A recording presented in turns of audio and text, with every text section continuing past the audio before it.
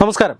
ഈ കഴിഞ്ഞ ദിവസം വഖഫ് നിയമ ഭേദഗതിയിൽ പ്രതിഷേധിച്ചുകൊണ്ട് കരിപ്പൂർ വിമാനത്താവളത്തിലേക്ക് ഒരു മാർച്ച് നടത്തിയിരുന്നു. ഒരു പ്രതിഷേധ മാർച്ച്. സോളിഡാരിറ്റിയും ISOയും പോലുള്ള സംഘടനകൾ ചേർന്ന് ഒരു മാർച്ച് നടത്തിയിരുന്നു. സത്യത്തിൽ സോളിഡാരിറ്റിയുടെ പ്രവർത്തകർ മാത്രമാണോ ആ മാർച്ചിൽ ഉണ്ടായിരുന്നത് എന്ന് ചോദിച്ചാൽ ഇല്ല എന്ന് തന്നെ ഒറ്റ നോട്ടത്തിൽ പറയാൻ സാധിക്കും. ഒറ്റ നോട്ടത്തിൽ തന്നെ ഒരു അസാധാരണമായ ഒരു പ്രതിഷേധമായിരുന്നു അത് എന്നും നമുക്ക് പറയാൻ സാധിക്കും. കാരണം ഈ മാർച്ച് വിമാനത്താവളത്തിലേക്ക് നടന്നു എന്നുള്ളത് തന്നെ ആദ്യത്തെ കാരണമാണ്.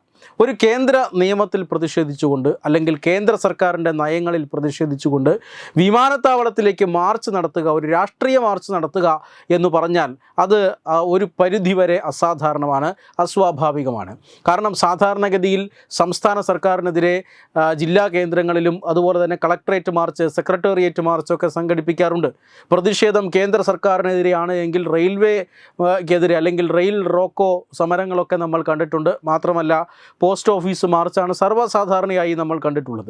പക്ഷേ വിമാനത്താവളത്തിലേക്ക് എന്തിന് മാർച്ച് ചെയ്യണം കേന്ദ്ര സർക്കാരിൻ്റെ നിയമത്തിന് എതിരായ രാഷ്ട്രീയ അഭിപ്രായത്തിൻ്റെ പേരിൽ എന്ന ചോദ്യം ഇപ്പോഴും നിലനിൽക്കുകയാണ്. വിമാനത്താവളം നമുക്കറിയാം, രാജ്യത്തിൽ തന്നെ വളരെയധികം സുരക്ഷയോടെ പരിപാലിക്കപ്പെടുന്ന പ്രദേശങ്ങളാണ് വിമാനത്താവളങ്ങൾ. രാജ്യത്തിൻ്റെ വാതിലുകളാണ് ഓരോ അന്താരാഷ്ട്ര വിമാനത്താവളവും. അതുകൊണ്ട് തന്നെ അതീവ സുരക്ഷാ മേഖലയാണ്. അവിടെ അക്രമ പ്രവർത്തനങ്ങൾ പോയിട്ട് വളരെ ചെറിയ ഒരു വയലൻസ് പോലും അനുവദിക്കുന്ന പ്രദേശമല്ല, ഒരു ഭീഷണിയുടെ സ്വരം പോലും അനുവദിക്കുന്ന ഒരു പ്രദേശമല്ല. അവിടത്തേക്കാണ് ഒരു വലിയ പ്രതിഷേധ മാർച്ച്, ഒരു രാഷ്ട്രീയ വിഷയം ഉയർത്തിക്കൊണ്ടുള്ള ഒരു പ്രതിഷേധ മാർച്ച് സംഘടിപ്പിക്കുക. അത് പരമാവധി ആ മാർച്ച് അക്രമാസക്തമാക്കാൻ നോക്കുക, പോലീസുമായി സഹകരിക്കാതിരിക്കുക, പോലീസിൻ്റെ നിർദ്ദേശങ്ങൾ പാലിക്കാതിരിക്കുക, ഇതെല്ലാം തീർച്ചയായും തീവ്രവാദ സംഘടനകളുടെ സ്വഭാവത്തിലുള്ള ഒരു മാർച്ച് തന്നെയാണ്. മാത്രമല്ല ഈ മാർച്ചിൽ പങ്കെടുത്തവരെല്ലാം തന്നെ യുവാക്കളായിരുന്നു. ഒരു പ്രത്യേക രീതിയിലുള്ള ശരീരഭാഷയോടുകൂടിയാണ് ആ മാർച്ചിന് അവർ എത്തിയിട്ടുണ്ടായിരുന്നത്. ഈ മാർച്ചിന് പോലീസിൻ്റെ അനുമതി ഉണ്ടായിരുന്നില്ല എന്നുള്ളതാണ്. സാധാരണഗതിയിൽ ജനാധിപത്യപരമായി നടത്തപ്പെടുന്ന സമരം എന്നൊക്കെ പറഞ്ഞാൽ അതിന് പോലീസിൻ്റെ അനുമതി വേണം. എവിടെ നിന്ന് എവിടേക്കാണ് മാർച്ച് നടത്തുക എന്നത് കൃത്യമായി പോലീസിനെ അറിയിച്ചിരിക്കണം. ഉദ്ദേശം എത്ര പേർ പങ്കെടുക്കും എന്നൊക്കെയുള്ള അറിയിപ്പുകൾ പോലീസിന് നൽകേണ്ടതാണ്. പോലീസ് ഇതനുസരിച്ചിട്ടുള്ള കവറിങ് ആ സമരത്തിന് നൽകും. എന്തെങ്കിലും തരത്തിലുള്ള അനിഷ്ട സംഭവങ്ങൾ ഉണ്ടാവുകയാണ് എങ്കിൽ പോലീസിന് അത് നിയന്ത്രിക്കാൻ സാധിക്കും. പക്ഷേ അനുമതിയില്ലാതെ നടത്തപ്പെടുന്ന ഇത്തരം സമരങ്ങൾ സ്വാഭാവികമായ ജനാധിപത്യ സമരമാണ് എന്ന് പറയാൻ കഴിയില്ല. ഇതിലപ്പുറം ഇത്തരം കാര്യങ്ങൾ വളരെ സാധാരണമായി നമുക്ക് നിരീക്ഷിക്കാൻ സാധിക്കുന്നതാണ്. ഇതിനപ്പുറം അവിടെ ഉയർന്നു കേട്ട മുദ്രാവാക്യങ്ങളും അവിടെ ഉയർത്തിയ നേതാക്കന്മാരുടെ ചിത്രങ്ങളും പരിശോധിച്ചാൽ ഇത് പക്ക തീവ്രവാദ സംഘടനകൾ ആസൂത്രണം ചെയ്ത ഒരു ആക്രമണമായിരുന്നു എന്ന് നമുക്ക് മനസ്സിലാക്കാം. ഇത് വിമാനത്താവള മാർച്ച് അല്ല, ഇതൊരു എയർപോർട്ട് മാർച്ച് അല്ല, മറിച്ചൊരു എയർപോർട്ട് അറ്റാക്കിനുള്ള ശ്രമം എന്ന് വേണം നമുക്ക് കരുതേണ്ടിയിരിക്കുന്നത്. കാരണം ഇതിൽ ഉയർത്തിയത് തീവ്ര ഇസ്ലാമിസ്റ്റുകളുടെ ചിത്രങ്ങളാണ്. അതായത് സയ്യിദ് ഖുത്തും അതോടൊപ്പം തന്നെ ഹസനുൽ ബന്ന എന്നിവരുടെ ചിത്രങ്ങളാണ് ഇതിൽ ഉയർത്തി നമ്മൾ കണ്ടത്. അതായത് സയ്യിദ് ഖുത്തുബ് എന്ന് പറഞ്ഞാൽ മുസ്ലിം ബ്രദർഹുഡിൻ്റെ നേതാവാണ്. മുസ്ലിം ബ്രദർഹുഡിൻ്റെ തന്നെ സ്ഥാപകനാണ് ഹസനുൽ ബന്ന. ഇവർ രണ്ടുപേരും ആഗോളതലത്തിൽ തന്നെ തീവ്രവാദികളായി മുദ്ര കുത്തപ്പെട്ടിട്ടുള്ള മുസ്ലിം തീവ്രവാദ ഇസ്ലാമിസ്റ്റുകളാണ്, അല്ലെങ്കിൽ ഭീകരന്മാരാണ്. ഇവർ ഈജിപ്തിൽ രൂപം കൊണ്ട മുസ്ലിം ബ്രദർഹുഡ് എന്ന സംഘടനയുടെ സ്ഥാപകാംഗങ്ങളാണ്. ഈ മുസ്ലിം ബ്രദർഹുഡ് ഇന്നുവരെ ആയിരക്കണക്കിന് സ്ത്രീകളെയും കുട്ടികളെയും അടക്കം ആയിരക്കണക്കിന് നിരപരാധികളെയാണ് ഇതുവരെ കൊന്നൊടുക്കിയിട്ടുള്ളത്. അതുകൊണ്ട് തന്നെ ലോകരാജ്യങ്ങളെല്ലാം തന്നെ പല മുസ്ലിം രാജ്യങ്ങളടക്കം തീവ്രവാദി സംഘടനയായി പ്രഖ്യാപിച്ചിട്ടുള്ള സംഘടനയും അതിൻ്റെ നേതാക്കളുമാണ് ഇവരെല്ലാം. ഇവരുടെ ചിത്രങ്ങളാണ് ഉയർത്തിപ്പിടിച്ച് ഈ മാർച്ചിൽ പങ്കെടുത്തത് എന്നത് അതീവ ഗുരുതരമായ ഒരു കാര്യമാണ്. മാത്രമല്ല കഴിഞ്ഞ കുറച്ച് നാളുകൾക്ക് മുമ്പാണ് ഒരു പള്ളിയുടെ ഉറൂസുമായി ബന്ധപ്പെട്ട് പലസ്തീൻ തീവ്രവാദികളുടെയും ഹമാസിൻ്റെയും അതുപോലെ തന്നെ ഹിസ്ബുള്ള തീവ്രവാദികളുടെയും ഒക്കെ ചിത്രങ്ങൾ ആനപ്പുറത്ത് എഴുന്നള്ളിച്ച് കൊണ്ടുപോയത് നമ്മൾ കണ്ടതാണ്. അതേ യുവാക്കളാണ്, അതേ ഭീകര മനോഭാവമുള്ളവരാണ് ഇപ്പോൾ വിമാനത്താവളത്തിലേക്ക് ആക്രമണം നടത്താൻ ശ്രമിച്ചത് എന്നുള്ളതാണ് ഏറ്റവും പ്രധാനപ്പെട്ട കാര്യം. എന്തായാലും രഹസ്യാന്വേഷണ ഏജൻസികൾ, ഇൻ്റലിജൻസ് ബ്യൂറോ അടക്കമുള്ള അല്ലെങ്കിൽ റോ അടക്കമുള്ള രഹസ്യാന്വേഷണ ഏജൻസികൾ ഈ സമരത്തിന് പിന്നിൽ പ്രവർത്തിച്ചവരെക്കുറിച്ചുള്ള വിശദാംശ വിശദാംശങ്ങൾ തേടുന്നുണ്ട്. കേന്ദ്ര ആഭ്യന്തര മന്ത്രാലയവും ഇത്തരത്തിൽ കൃത്യമായ വിവരങ്ങൾ ശേഖരിക്കുന്നുണ്ട്.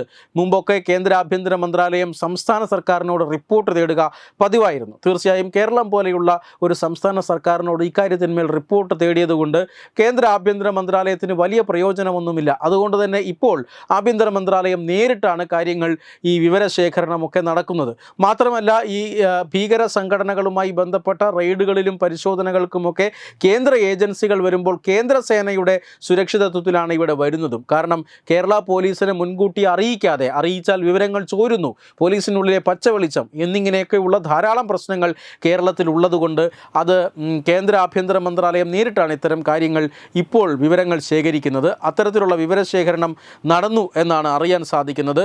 പോപ്പുലർ ഫ്രണ്ട് ഒരു അദൃശ്യ ശക്തിയായി സോളിഡാരിറ്റി പോലെയുള്ള സംഘടനകളായി മാറിക്കൊണ്ട് ഇത്തരം സമരങ്ങൾ നടത്തുന്നു എന്നാണ് അറിയാൻ സാധിക്കുന്നത്. CAA സമയത്ത് നടത്തിയ പൗരത്വ നിയമ ഭേദഗതിക്കെതിരായ പ്രക്ഷോഭങ്ങൾക്ക് സമാനമായി രാജ്യത്തുടനീളം പ്രക്ഷോഭങ്ങൾ നടത്താൻ പല സംഘടനകളും ശ്രമിക്കുന്നുണ്ട്. അതിന് പിന്നിൽ പോപ്പുലർ ഫ്രണ്ടാണ്. ബീഹാറിലും അതുപോലെ തന്നെ രാജ്യത്തിൻ്റെ മറ്റു പല പ്രദേശങ്ങളിലും ഇതിനോടകം തന്നെ നടന്നു കഴിഞ്ഞു.